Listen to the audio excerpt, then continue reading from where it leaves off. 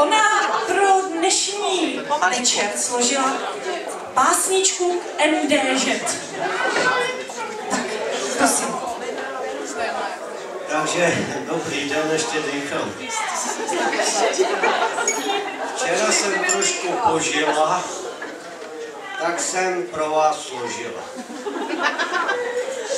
Já jsem holka z JZD. Špatně se mi nevede. Ať je léto nebo zima, chodím denně do kravína.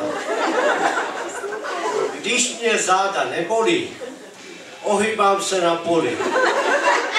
I když už se sotva klepu, vyjednotit musím řepu.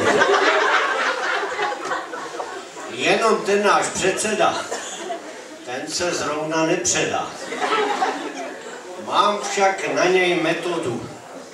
Scházíme se u stolu. Tam se dějou různé věci. Po vesnici běží keci. Ať si říká, kdo chce, co chce, hlavně, že mám prachy v kapse. Tak děvčata, co jste tady? Tady jsem. Malá rada v závěru.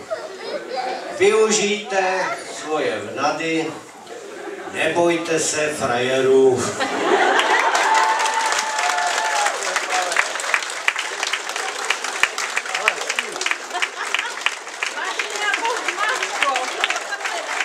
Jenom doplním historii té básničky.